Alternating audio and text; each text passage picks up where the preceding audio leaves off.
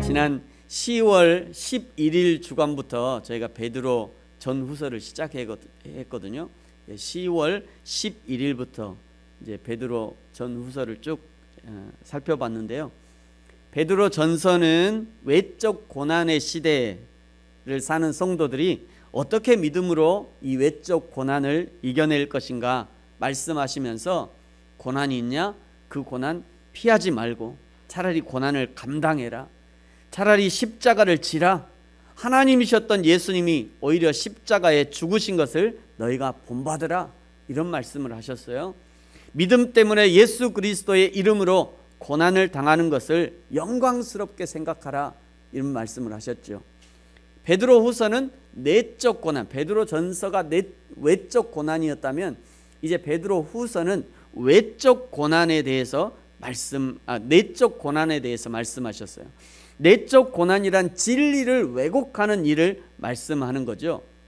그때나 지금이나 이단들이 오히려 득세하고 세상과 타협하는 교회와 신앙이 오히려 멋있는 신앙으로 여겨지는, 멋있는 교회라고 박수를 받는 그런 시대에 우리가 살고 있는 것입니다. 잠깐 지난주 지금까지 베드로 전서 1장부터 5장까지, 그대로 베드로후서 1장 2장에 어떤 내용을 설교했는지 잠깐 요약으로 한번 보도록 하겠습니다. 성령으로 거룩한 사람은 반드시 순종이라는 열매로 드러나게 되는 거예요. 순종하는 사람이라면, 진실로 순종하는 사람이라면 그 사람은 반드시 성령으로 거룩한 사람일 것입니다. 어떻게 순종해야 합니까? 예수님이 하신 것처럼 순종하는 거예요. 예수님께서 십자가에서 자기 목숨을 버리면서까지 순종하신 것처럼 그렇게 순종하게 하기 위해서 저와 여러분을, 그리고 이 땅의 성도들을 선택하신 것입니다. 예수님께서 부활하신 것이 너무도 확실한 사실이고, 예수님께서 영원한 생명을 주는 교회의 초석이 된다는 것을 말씀하시는 것이라고 할 수 있는 거예요. 육체의 정욕대로 살고자 하는 유혹이 많다. 그러므로 그 육체의 정욕을 제어하라. 나는 육체의 정욕에 질 수밖에 없지만, 그러나 내 안에 성령 하나님은 능히 이 육체의 정욕을 이기게 하신다는 고백인 것이에요. 지금 성도들이 처한 상황은 악한 상황이에요. 그렇기 때문에 더욱 마음을 같이 하래요. 서로 동정하랍니다. 형제를 사랑하래요. 불쌍히 여기랍니다. 서로 겸손하래요. 누군가 너를 핍박할 때 오히려 복을 빌어주래요. 그것을 위해서 너희가 부르심을 받았다는 거예요. 그리스도의 남은 고난이라는 것은 교회를 위한 고난인 거예요. 그 고난을 스스로 자신의 육체에 채운다는 겁니다. 땀 흘리면서 고난받습니다. 다른 사람들보다 낮아지면서 고난을 받아요. 다른 사람을 섬기면서 고난을 받습니다. 순종하면서 고난을 받아요. 내려놓음으로 고난을 자처합니다. 그러므로 목사가 성도를 섬길 때도 자원함으로, 성도가 목사를 섬길 때도 자원함으로 은혜가 충만한데, 그때 순종하기가 가장 어렵단 말이에요. 내가 하나님 앞에 은혜를 받고 내가 지금 놀라운 하나님의 은혜를 깨달아 알았는데, 한참 성령으로 충만해 있는 것 같은데 그때 가장 순종하기 어렵다는 거예요. 그래서 성경이 말씀하는 거예요. 그래도 순종해라. 하나님의 때를 믿는 자가 순종할 수 있는 것이고요, 하나님의 때를 믿는 자가 겸손할 수 있는 겁니다. 누가 구원받습니까? 하나님의 성품을 닮아가는 자가 구원을 받는 거예요. 하나님의 성품에 참여한 자가 하나님의 구원을 받는 것입니다. 천지를 만드신 하나님을 믿는 사람이 하나님 나라에 들어가는 것이고요, 그 아들 예수 그리스도를 믿는 사람이 하나님의 나라에 들어가는 거예요. 그런 사람이 하나님의 나라에 어울리는 것이죠. 날마다 하나님 앞에 서지 않으면, 경건의 훈련을 하지 않으면 언제든지 거짓에 훈련될 수밖에 없는 겁니다. 날마다 경건을 훈련하지 않으면, 우리가 굳이 학원비를 내고 죄를 배우지 않아도 우리가 사는 것 자체가 죄 아래 사는 것이기 때문에 경건을 힘쓰지 않으면 자연스럽게 죄에 치우치게 되는 거예요. 십자가를 단단히 붙들지 않으면 이겨낼 수 없는 것이 이 세상이라는 거예요. 주님과 함께 죽지 않으면 결코 살 수 없는 것이 이 세상이라는 거예요. 이렇게 베드로 전서 1장, 2장, 3장에서 5장까지, 그리고 베드로 후서를 이제 2장까지 이렇게 들었는데요. 여러분의 마음에는 어떤 것이 남아 있고, 또 이 설교 말씀을 들으면서, 하나님의 말씀을 들으면서 어떤 것을 결단하셨습니까? 거짓으로 가득한 세상, 거짓 선지자, 거짓 영, 사단 마귀의 속임과 술수로 가득한 세상을 좌로나 우로나 치우치지 않고 믿음으로 살아갈 그런 힌트를 얻으셨습니까? 우리의 신앙의 선배들이 목숨 걸고 지켜낸 이 기독교 신앙을 저와 여러분도 생명으로 지켜낼 그런 각오가 되어 있으십니까? 저와 여러분이 오늘까지도 믿음으로 참고 인내하며 살아오셨는데 앞으로도 몇 년이 될지 몇십 년이 될지 알 수 없지만 계속해서 믿음으로 살아갈 준비가 되어 있습니까? 이런 질문에 대한 성경의 대답은 계속해서 참으라, 인내하라, 믿음으로 견뎌내라, 그것을 말씀하고 있는 거예요. 오늘 베드로 전후서의 마지막 3장 1절과 2절은 이 베드로 후서를 기록한 목적을 다시 한번 우리에게 알려주고 있습니다. 우리 베드로 후서 3장 1절과 2절 같이 한번 읽을까요? 시작. 사랑하는 자들아, 내가 이제 이 둘째 편지를 너희에게 쓰노니 이 두 편지로 너희의 진실한 마음을 일깨워 생각나게 하며 곧 거룩한 선지자들이 예언한 말씀과 주 되신 구주께서 너희의 사도들로 말미암아 명하신 것을 기억하게 하려 하노라. 아멘. 1장 12절 13절에도 같은 내용을 말씀하고 있어요. 그러므로 너희가 이것을 알고 이미 있는 진리에 서 있으나 내가 항상 너희에게 생각나게 하려 하노라. 내가 이 장막에 있을 동안에 너희를 일깨워 생각나게 하는 것이 옳은 줄 아노라. 내가 죽기 전에 너희에게 반드시 생각나게 해야 되겠다, 이 얘기를 했던 거죠. 베드로 전후서의 기록 목적, 즉 생각나게 하고 기억나게 하려 한다는 것을 두 가지로 구분해서 말씀하는데요. 첫째는 선지자들의 예언의 말씀이에요. 이 선지자들의 예언의 말씀을 생각나고 기억하게 하기 위해서 내가 이 편지를 썼다는 거예요. 이 선지자의 예언의 말씀이란 뭐예요? 구약 말씀이죠. 구약 말씀을 기억나게 하기 위해서 내가 이 편지를 썼다는 거예요. 그 다음에 두 번째는 사도들로 말미암아 명한 것. 이게 뭐죠? 신약이잖아요. 사도들의 편지가 신약인 거잖아요. 그래서 결국은 구약과 신약을 내가 너희들에게 생각나게 하기 위해서 내가 이거를 편지를 썼다라고 말씀하고 있는 것입니다. 말씀이 말씀으로 생각나게 한다는 거죠. 신약을 통해서 구약을 생각나게 한다는 거예요. 구약을 읽으면서 또 신약이 생각나고 풀어지는 일들이 바로 이런 것을 얘기하는 것입니다.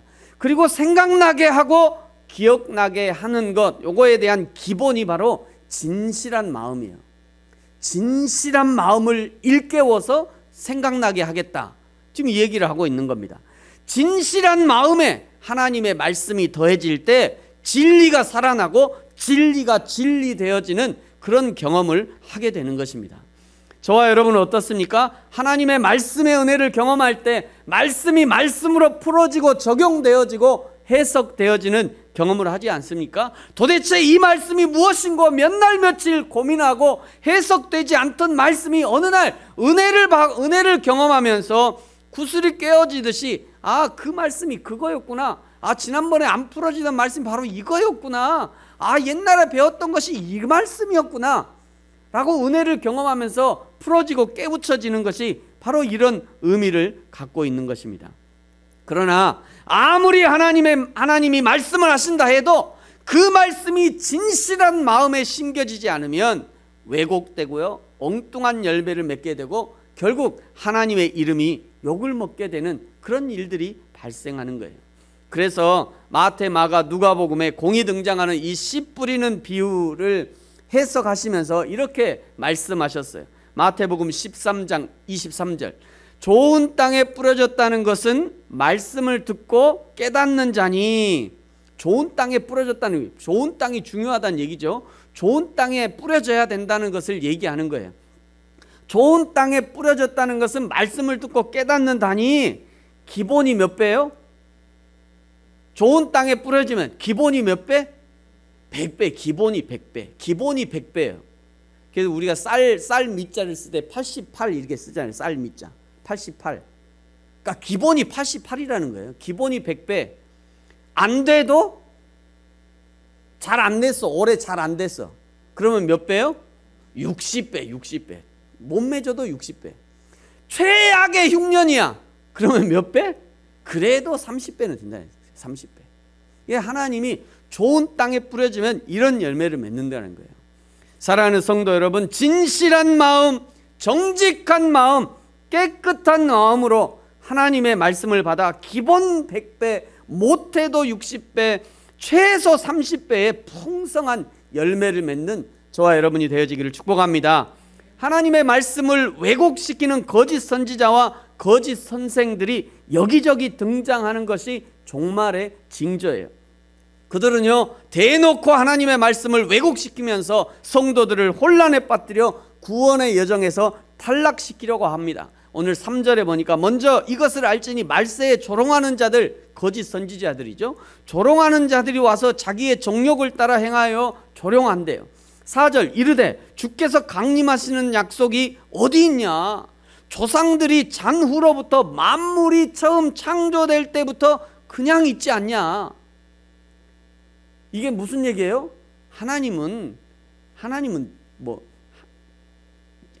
그 창조의 역사 자체를 지금 거부하고 있는 거죠. 또 종말을 거부하고 있는 거예요. 야, 만물이 창조될 때부터 지금까지도 변함없이 있는데 내일 변한다고? 말이 돼 그게? 지금 지구 역사가 몇 억 년이라고 얘기하는데 몇 억 년 동안 변함없는데 내일 종말에 온다고? 말이 되냐 이게? 그런 얘기를 한다는 거예요. 여러분, 이단은요 항상 두 가지 패턴으로 나타납니다. 먼저 오늘 당장 종말이 올 것처럼 떠들어대면서 그 날과 그 시를 꼭 집어서 얘기하면서 성도들에게 혼란을 주는 거예요. 14만 4천이 다 됐다. 몇 명 안 남았다 이제. 신천지가 그랬잖아요. 14만 4 전국의 모든 지파에 다 합치면 14만 3천이야. 이제 앞으로 1천 남았어. 그러면서 아주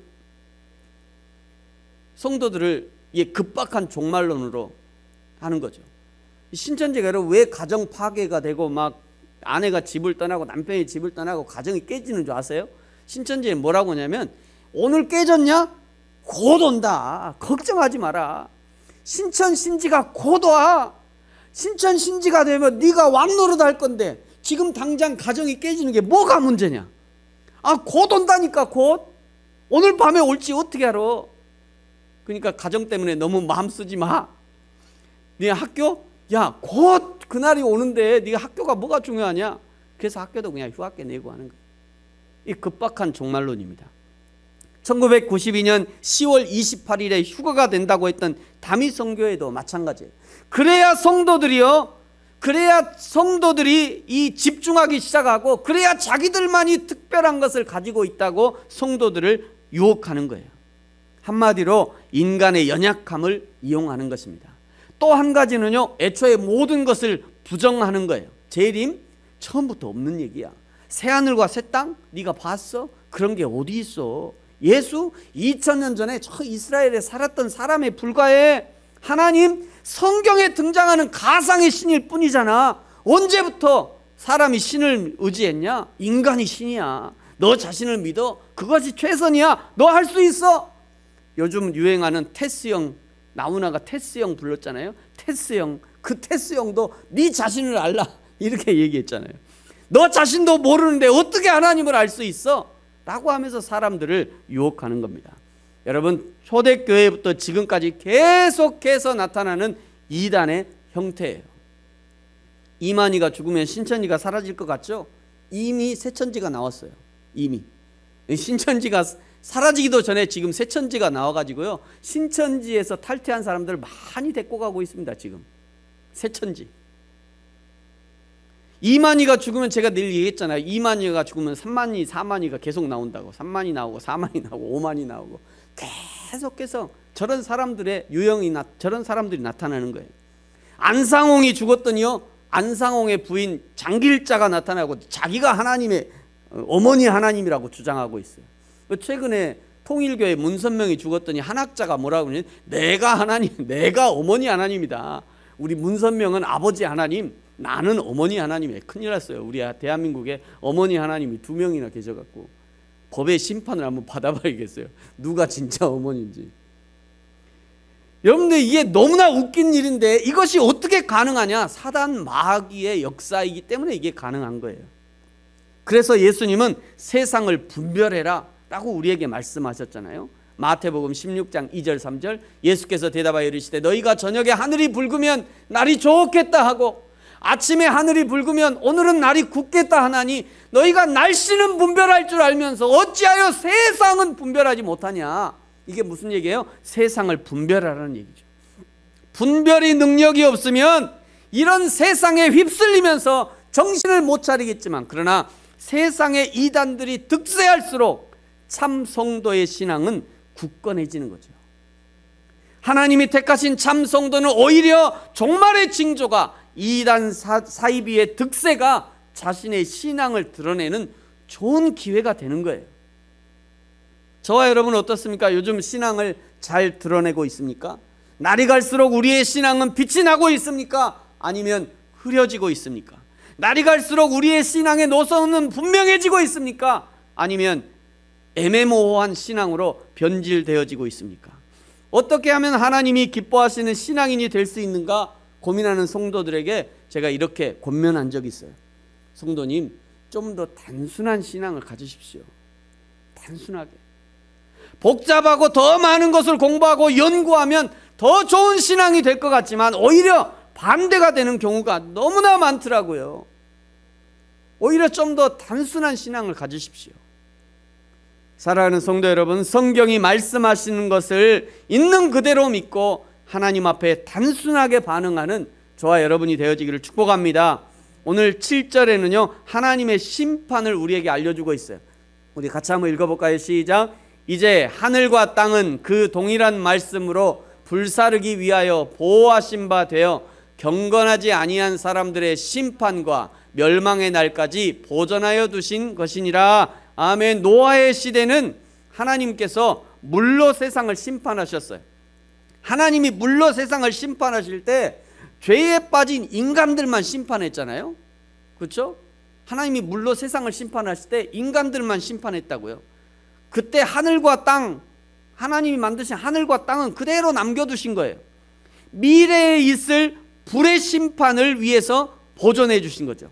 비록 지금 현재는 아무런 변화가 없어 보일지라도 이는 불심판이 유보된 상태에 불과하다는 거예요. 지금 아무런 일이 없고 내일 모레라도 당장 지구의 종말이 올 것 같지 않기 때문에 뭐 사람들이 종말은 없느니 뭐 재림은 없느니 신은 죽었느니 사람들이 까불고 있지만 지금 이 상태는 그저 하나님께서 불심판을 잠시 유보해둔 상태라는 거예요. 왜 하나님이 심판을 유보하셨냐?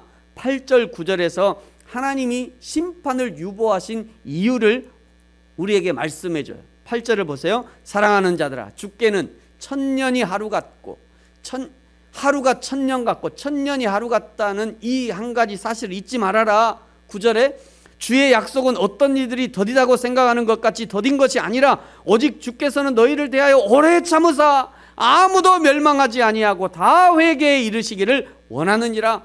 예수님께서 재림을 미루시는 이유는 마지막 그 한 사람이라도 구원하기 위해서, 최후의 한 사람 구원해내기 위해서, 아직도 저 멀리 밀림 끝에, 저 사막 끝에, 이 세상의 문화 끝자락에 매달려 있는 그 한 사람을 구원해내기 위해서 주님이 심판주로 오시는 재림을 미루고 있다는 거예요. 아직도 미루고 있어요. 아직도 그 한 사람 위해서 말이죠. 최근에 제가 어떻게든지 친구들 또 지인들을 전도해 보려고 이게 노력하시는 한 분을 제가 알고 있어요. 어찌 보면 인생 말년에 말이죠, 젊을 때에도 하지 못했던 전도에 불을 붙이신 것 같아요. 전도 못해서 그냥 안달이에요. 안타까워합니다. 어떻게든 교회에 한번 오라고 권면하고 싶어서 그냥 안달이 났어요. 지금까지 하는 것만으로도 충분하고 잘 하셨습니다. 그러니까 이제 결과는 하나님께 맡기고 기다려보자고. 이제 기다려보시죠. 예, 말하기가 제가 죄송할 정도예요. 제가 그냥 그분 앞에 서면 부끄러울 정도예요. 하나님이 그분에게 이렇게 전도의 마음을 부어주신 이유가 무엇입니까? 아직도 구원해야 될 한 사람이 남아있기 때문이에요. 하나님이 그 구원받아야 할 사람을 보게 하신 거죠. 그래서 비록 몸도 불편하고 연세도 있으시고 젊을 때처럼 마음껏 할 수 없지만, 그러나 그렇게라도 마지막 한 사람 구원하고 싶으셔서 하나님이 그분을 사용하시는 거죠. 그래서 오늘도 예수님이 심판을 미루고 계시는 거죠. 여러분, 그러나 영영 미루지 않습니다. 오늘 10절에 보면요, 그날은 도적같이 임할 거예요. 도적같이, 도둑같이 임할 것입니다. 도둑같이라는 말은 아무도 몰래, 이런 의미죠. 방금 도둑 보셨어요, 여러분? 못 보셨군요. 여러분, 그날은요, 도둑같이 이렇게 살짝 왔다가 이렇게 살짝, 도둑같이 살짝 왔다가, 네? 도둑은 와서 예고 없이 옵니다. 방심하고 있을 때 도둑이 오는 것처럼 주님이 그렇게 오신다는 거예요. 도둑은요, 예고 없이 와서 물건 몇 개 훔쳐가지만, 그러나 주님이 오시는 날은 하늘이 떠나가고 물질이 뜨거운 물에 풀어지고 숨겨진 모든 것들이 드러나게 될 것입니다. 요한계시록 6장 12절 이하에 7인을 떼시는 그 재림의 주님과 당시의 상황을 이렇게 묘사하고 있어요. 여러분 같이 한번 읽어볼까요? 좀 깁니다만 시작. 내가 보니 6째 인을 떼실 때에 큰 지진이 나며 해가 검은 털로 짠 상복같이 검어지고 달은 온통 피같이 되며 하늘의 별들이 무화과 나무가 대풍에 흔들려 설익은 열매가 떨어지는 것 같이 땅에 떨어지며 하늘은 두루마리가 말리는 것 같이 떠나가고 각 산과 섬이 제자리에서 옮겨짐에 땅의 임금들과 왕족들과 장군들과 부자들과 강한 자들과 모든 정과 자유인이 굴과 산들의 바위 틈에 숨어 산들과 바위에게 말하되 우리 위에 떨어져 보좌에 앉으신 이의 얼굴에서와 그 어린 양의 진도에서 우리를 가리라. 그들의 진노의 큰 날이 이르렀으니 누가 능히 서리오 하더라. 아멘. 하나님의 마지막 심판이 되면요, 그 심판이 얼마나 무섭든지 그냥 산들아 바위들아 우리에게 떨어져라. 차라리 우리에게 떨어져서 그 하나님의 얼굴을 좀 가려줘, 이런다는 거예요. 그 마지막 날에 이 하나님의 마지막 심판은 아무도 피할 수 없는 것입니다. 이 마지막 날은 믿지 않는 사람들에게는 심판의 날이겠지만, 그러나 믿는 신자들에게는 기쁨과 환희의 날이 될 거예요. 오늘 12절에 보니까요, 그날을 사모하랍니다. 하나님의 날이 임하기를 바라보는 간절히 사모하라. 13절에 보니까요, 그날을 바라보라라고 또 얘기해요. 우리는 그의 약속대로 의가 있는 곳인 새하늘과 새 땅을 바라보도다. 이렇게 하나님의 날을 사모하고 하나님의 날을 바라보는 자는 어떻게 살아야 되냐? 14절이 말씀해요. 여러분 우리 14절 같이 한번 읽겠습니다. 시작. 그러므로 사랑하는 자들아 너희가 이것을 바라보나니 주 앞에서 점도 없고 흠도 없이 평강 가운데서 나타나기를 힘쓰라. 아멘. 점도 없고 흠도 없이 거룩하라는 거죠. 하나님의 거룩을 닮으라는 겁니다. 1장 4절에서 말씀하신 것처럼 하나님의 신성한 성품에 참여하는 자가 되라는 것이에요. 그래야 구원에 이르는 믿음, 구원받기에 합당한 사람이 된다는 것입니다. 이것은 베드로만 주장한 것이 아니에요. 15절에 보니까요, 우리의 형제 바울도 동일하게 주장했대요. 사도 바울은 부지런히 회개하고 깨끗해야 되니까 하나님 앞에서 거룩한 사람이 될 것이라고 주장한다는 것이에요. 로마서 2장 4절에 보니까요, 사도 바울이 이렇게 얘기해요. 혹 내가 하나님의 인자하심이 너를 인도하여 회개하심을 알지 못하여 그의 인자하심과 용납하심과 길이 참으심이 풍성함을 멸시하느냐? 하나님의 인자하심이 너에게 회개할 기회를 주고 있다는 것이죠. 그러니 하나님의 인자와 용납과 참으심이 풍성할 때 그 풍성함 멸시하지 말고 그때 회개하라는 거예요. 그때 하나님이 자꾸 너에게 복음을 전해줄 때 그때 회개하라는 거예요. 하나님이 회개하라고 말씀하실 때 그때 회개하라는 거예요. 지금 기회가 있으니까 지금 회개하라는 거예요. 지금. 나중에 미뤄서 나중에 나 때 되면 나중 없다니까요. 참 신기해요. 그렇게 얘기해도 안 믿는 사람은 죽어라고 안 믿잖아요. 죽어라고. 도무지 이해할 수 없는, 우리 입장에서는 도무지 이해할 수 없지만 참으로 신기해요. 근데 이것이 기회라는 거예요. 이렇게 회개할 기회, 하나님 만날 기회. 그러니까 이 기회가 있을 때 회개하라는 거죠. 16절에 보니까요, 또 모든 편지에도, 바울의 다른 편지를 얘기하는 거죠.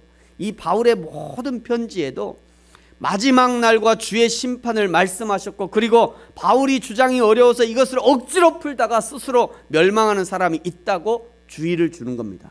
왜 억지로 푸는 것을 주의하느냐면 잘못 풀면 잘못 살기 때문이에요. 성경을 잘못 적용하면 잘못 살게 되어 있습니다. 구원파는요, 구원 교리를 잘못 해석해서 적용하니까 엉뚱한 신앙을 하게 되는 거예요. 신천지는요, 비유를 잘못 풀고 적용하니까 한국교회에서 가장 위협하는 존재가 되어버린 거예요. 문제가 있다고 하는 교회는 사실 성경 푸는 것에서부터 문제가 시작되는 겁니다. 여러분, 이 문제가 이게 약간의 그 신앙의 어려움을 겪는 성도들을 보면 대부분이 성경 해석의 문제를 갖고 있어요. 자기 나름대로 해석하죠. 자기 나름대로. 성경대로 해석하는 게 아니에요. 자기 상황과 형편에 맞게 해석하고는 그렇게 행동하는 겁니다. 목사님, 어떻게 교회가 이렇습니까? 얘기하는 거 가만 들어보면 성경대로 얘기하는 거 아니에요. 자기 나름대로 해석해 놓고는 목사님, 교회가 이래야 되잖아요. 어쩌자고 저한테. 우리도 다 마찬가지예요. 여러분이 성경을 바르게 풀지 못하면 여러분의 신앙은 반드시 엇나가게 될 거예요. 성경을 바로 푸는 것이 중요합니다. 바로 해석하는 것이 중요해요. 자의로 풀면 안 돼요. 저와 여러분이 다 마찬가지입니다.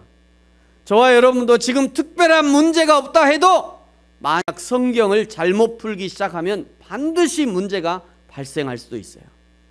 사랑하는 성도 여러분, 하나님의 말씀을 잘 읽고 잘 풀고 잘 적용하시기를 축복합니다.